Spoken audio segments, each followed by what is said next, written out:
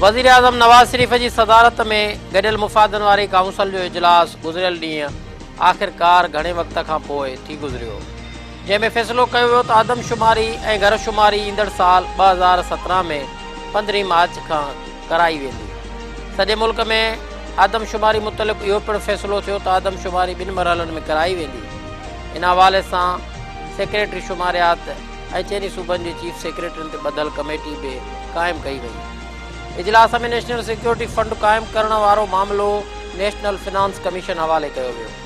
ॾिठो वञे त आदमशुमारी ऐं घरशुमारी हिकु अहिड़ो मसइलो आहे जेको कंहिं बि मुल्क जी तरक़ी ऐं ख़ुशहाली में अहम किरदारु अदा करे थो, छाकाणि त इन मसइले खे मुंहुं ॾियण खां सवाइ मुल्क अंदरि का बि मनसूबाबंदी नथी करे सघिजे, ऐं जेकॾहिं का मनसूबाबंदी कई बि वेंदी आहे त उन जा नतीजा के बहितर ऐं फ़ाइदेमंद न निकिरंदा आहिनि। या खणी ईअं चइजे त उहो कमु बिना अंदाज़े ऐं बिना कंहिं अॻुवाट प्लानिंग सां कयो वेंदो आहे। उन करे कंहिं बि मुल्क जी आबादी खे नज़र में रखी जेकॾहिं का प्लानिंग कई वेंदी त उन जा नतीजो ॾींदड़ नतीजा बि न निकिरंदा आहिनि। पर असां वटि बदकिस्मती सां हिन अहम मसइले तरफ़ को ध्यानु न ॾिनो वियो आहे। आदमशुमारी वारो मसइलो जंहिं करे केतिरनि ई सालनि खां इल्तवा जो शिकार रहंदो आयो आहे, जंहिंखे हर 10 सालनि खां थियणो आहे, पर असां वटि इन अहम मसइले खे सियासी बणाए हरू भरू ई गायो वियो आहे। आदमशुमारी मुल्क अंदरि न रुगो मौजूदु वसीलनि जी मुनासिब विर्छ करण में अहम किरदारु अदा करे थी, पर मुल्क अंदरि इलेक्टोरल सिस्टम लाइ बि मुनासिब नक्शो फ़राहम करण में मदद करे थी।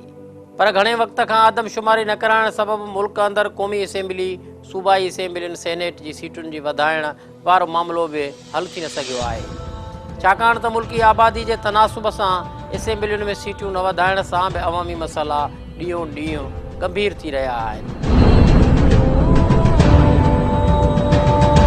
न रुगो इहो, पर मुल्क अंदरि रोज़गार जी फ़राहमी, तरक़ियाती फंडनि जी विर्छ, बजट जे हवाले सां सही अंग अखर न हुजण करे ग्रास रूट ताईं माण्हुनि खे सहूलियतूं न मिलण, पाणी ऐं उन जे आबादी जे लिहाज़ खां इस्तेमालु ऐं ॿियनि अहम मसइलनि जे हल लाइ आदमशुमारी न थियण करे वॾा मसइला पैदा थी रहिया आहिनि। हिते इहो बि ॼाणणु ज़रूरी आहे त सिंध उहो वाहिद सूबो आहे जिते धारियुनि जी लोध मुल्क जे ॿियनि सूबनि खां वधीक आबाद आहे। न रुगो इहो, पर हीउ वाहिद सूबो आहे जेको मुल्क खे रेवेन्यू जी मद में बि मुल्क जे ॿियनि सूबनि खां वधीक कमाए ॾिए थो। तंहिं करे ज़रूरत इन ॻाल्हि जी आहे त सिंध अंदरि आदमशुमारी कराइण लाइ ॿियनि सूबनि खां आयल लोध खे ॻणाइण खां बचाइण लाइ बि मुनासिब ऐं जोगा क़दम खयां वञनि, त जीअं सूबे में रहंदड़ असुल रहाकू पाण ॻणाए पंहिंजनि वसीलनि ते पंहिंजो हक़ीक़ी हक़ु हासिलु करण खां महरूम न रहिजी वञनि।